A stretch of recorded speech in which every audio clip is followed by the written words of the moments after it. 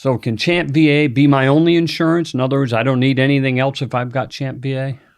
Correct. As long as part of that application process is a other health insurance certification, or if you had other health insurance and you dropped for some reason, you no longer have that other health insurance, CHAMPVA can be your singular healthcare benefits program. Okay. And how does that affect Medicare while we're just talking this? I mean, in other words, you have to have Medicare A and B to be eligible to maintain eligibility for CHAMPVA. So then how does CHAMPVA work with other insurances? Am I going to see them bill my insurance company now first, or is it CHAMPVA's picking up everything if I've got a separate insurance? Other health insurance will always be primary to CHAMPVA. The provider will bill those other health insurances.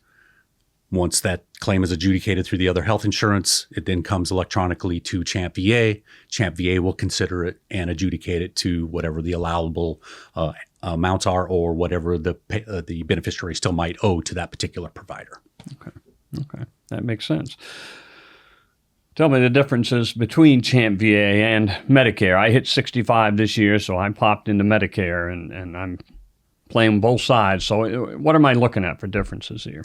Well, Medicare and CHAMPVA are very similar healthcare benefit programs, but Medicare, of course, will be your primary. So whatever care you're getting, you'll go to and receive that care.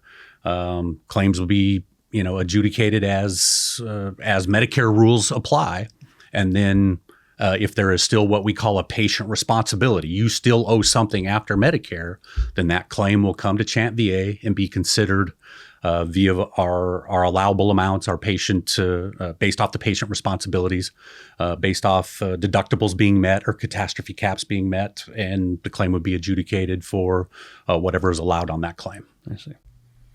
So you mentioned CHAMPVA being secondary and paying second, basically. Are there other instances involved where they would be the primary payer if we had other insurance or other pieces? Yeah, there are three instances. The first instance would be Indian healthcare. Second would be women of domestic violence. And third would be if a beneficiary had Medicaid. If those three instances, we would become primary. The fun stuff. How do I file a CHAMPVA claim? Is this a long, arduous process? Is it difficult, or am I just online and I'm done in seconds? Well, generally, the beneficiary shouldn't have to file a claim. There are instances where the beneficiary might need to file a claim, but generally, the beneficiary will go see their provider. The provider will file the claim for them. 99% of the time, it's done electronically. And then the claims are adjudicated accordingly. Now, there are a few instances where a beneficiary may have to file a claim. Mentioned earlier, talking about retail pharmacy, where there could be an opportunity where they still have a copay. They haven't met their cost share, their deductible, or their out-of-pocket expense. They could have to make a copay to get that medicine. They could then file a claim. They would have to file a manual paper claim with us to look for reimbursement for any of those types of copays. Also, when a beneficiary is first deemed eligible, depending on their eligibility date, could be backdated to a specific date. Could be 3 months, 6 months, 3 years. They have 180 days where they could file for reimbursement for claims that they may have had out-of-pocket expenses on, and have that window of eligibility. Their eligibility date goes back a few months, few years. They have that 180-day time frame to submit manually paper claims to our program. Now, there's a form you have to fill out, the VA claim form, and you have to have all of the documentation, the medical documentation, the billing forms, any medical notes that might be necessary, and then you have to mail that in to our CHAMPVA address that's listed on our website, and then the claims would be reviewed and considered for payment adjudication. Gotcha. So, and to find these forms, I can go right to... Yeah, all of our forms are on our website, va.gov/community care. You can click on the CHAMPVA link, and then there's a beneficiary link, and then it lists and has all the PDF type forms And that'll there be in the and description describes below. all of the information necessary to submit if a beneficiary needs to manually submit a claim. Describes all the information that would be necessary to submit along with that claim. So they can download it right from there, Yes. print it and done. Yes. Okay. Okay, so I filed a claim and I'm waiting on my reimbursement. How does that come to you? Do I get a hard check in the mail, somebody paying me cash at a window? How's this going to happen? Right now, as the beneficiary, if you're submitting a manual claim, the claim is submitted. It's adjudicated. If a payment is determined, it'll go through the process and Treasury will cut you a hard check. You will receive it in the mail. There's talk about making for providers were already mandating that they are on EFT. There's talk that in the future that we'll be looking at seeing how that will impact our beneficiaries. But right now, the beneficiary themselves would receive a hard check. So one of the things we see online often, unfortunately, is why does it take so long for CHAMPVA? Well, CHAMPVA, we here first and foremost for our veterans, for our beneficiaries, our providers. We continue to grow. We continue to grow our people. We continue to look at the processes that we have in place and the technology available to us to get eligibility determinations done faster, to get claims processed faster, to get any appeals that come through the system faster. And just working through those modernization efforts, we're making great strides. Eligibility determinations now are happening in about 6 weeks or so. Give or take. We're getting a huge majority of our electronics claims paid in less than 30 days. And the appeal process through the Appeals Modernization Act, they're working the appeals process light speeds compared to what we used to be experiencing when it came to the appeals process. So we know that that's a concern, and we focus on that almost every day to make sure we're doing our best to adjudicate eligibility determinations and claims and those appeals as timely as possible. How quickly are some claims paid out? We actually can see some of our electronic claims can be paid in 3 or 4 days. Just the timing of being submitted electronically because of our modernized claims processing system that we have now for those electronic claims.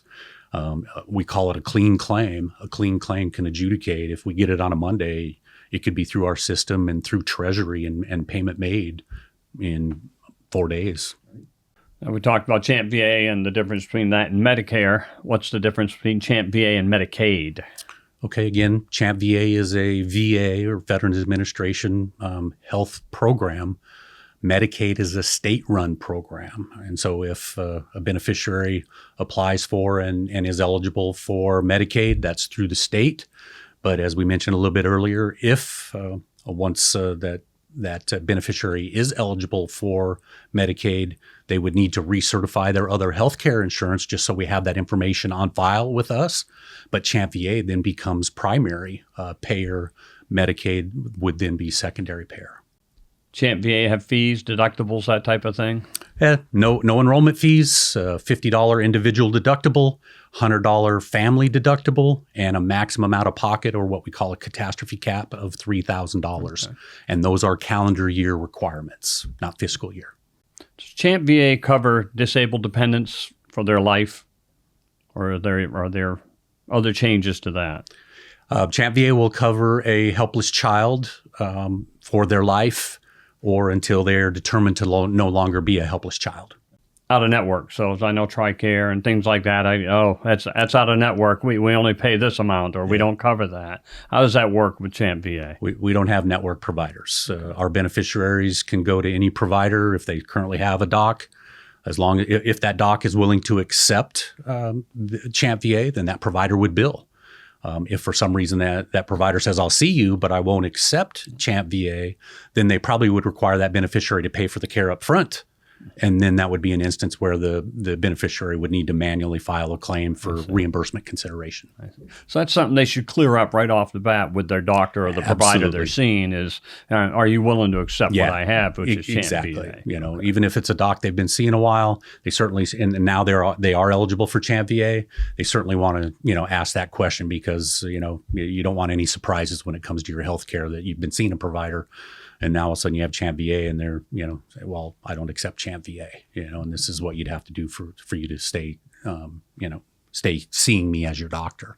And that just potentially creates, headaches for a beneficiary as they're trying to get their care. How do I contact you? How do I reach out to CHAMPVA? Well, we have our call center. You can call our 1-800 number and reach out to the call center for any questions related to CHAMPVA. And then we have our website at va.gov/community care. Click on that CHAMPVA button. And there's a ton of information there to include. One of the biggest things that we try to get folks to is our CHAMPVA guide. There's a link to a PDF that's about 85, 90 pages, and it lists eligibility requirements. It lists what do I need to keep my CHAMPVA? What happens if I don't have this? Do I lose my CHAMPVA? It talks about what's covered, talks about those copays and deductibles, cost shares, maximum out-of-pocket expenses, talks about what's not covered, and talks about where to submit claims, how to submit those claims if you're submitting them manually. So that CHAMPVA guide on our CHAMPVA website is a wealth of knowledge for our veterans, providers, and beneficiaries. So if anybody in the audience is looking for more information, please visit the video description below.